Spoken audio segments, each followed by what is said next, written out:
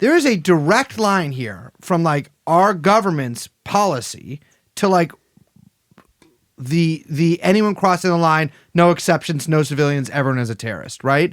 I mean, we've heard over and over and over again that we need to send little Israel all of our shells and bullets and all this shit.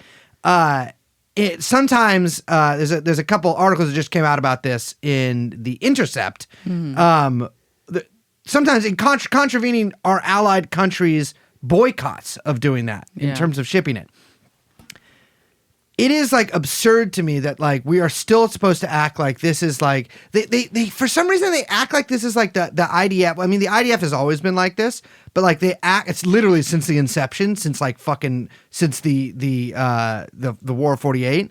But like they're supposed to act like this is like the propaganda you'd see of the IDF in like Jewish magazines in the 1960s or whatever. Like these brave boys and girls in their little shorts, like, holding the line against the savages or whatever. Like they are the savages here. Like this is fucking, I mean, it's apocalyptic fucking mayhem that they're unleashing.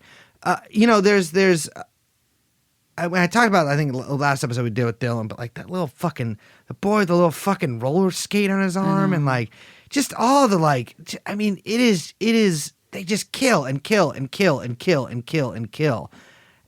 It is astounding. I mean, to read further from this, in another incident, observation posts spotted two people walking towards Wadi Gaza, an area designated as restricted. A drone revealed that they were carrying a white flag and walking with raised hands.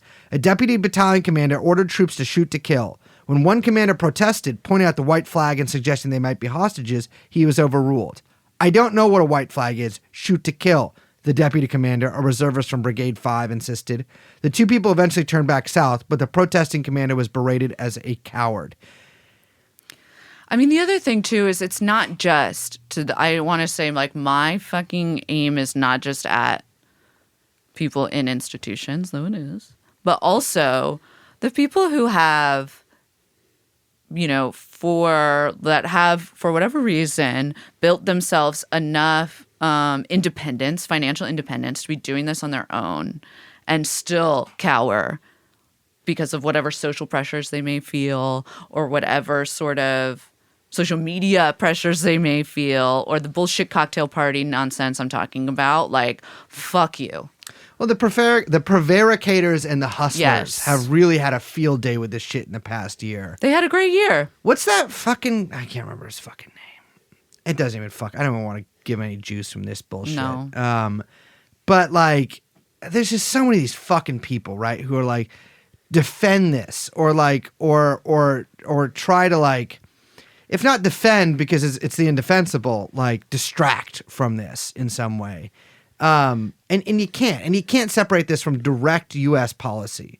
I mean, this is the U.S. government knows more about this than Haaretz does, right? Yes. Like they have people embedded with these guys. Yes. And it's just not a problem. There's a part in it that we actually don't have down here, but I'll talk about it in a second about like the airstrikes that they're calling in and like how to get around like any ROE stuff on that. But like what in total, what becomes really apparent from this article is there are just no rules of engagement whatsoever. That they set a line. It's basically the simplest rules of engagement that they can set, actually.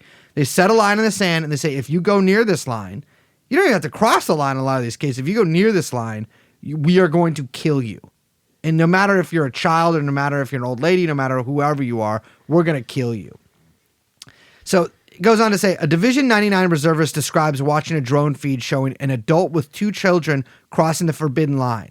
They were walking unarmed, seemingly searching for something. We had them under complete surveillance with the drone and weapons aimed at them. They couldn't do anything, he says. Suddenly we heard a massive explosion. A combat helicopter had fired a missile at them. Who thinks it's legitimate to fire a missile at children? And with a helicopter? This is pure evil. That's the IDF. You know, it's the IDF. It's just, there's no getting around it. And somehow you still have to, not only do you have to like, can you not say that these people are fucked up and evil? You actually have to say that they're good and that you support them. Yeah. Some fucking golem like Fetterman will eat you.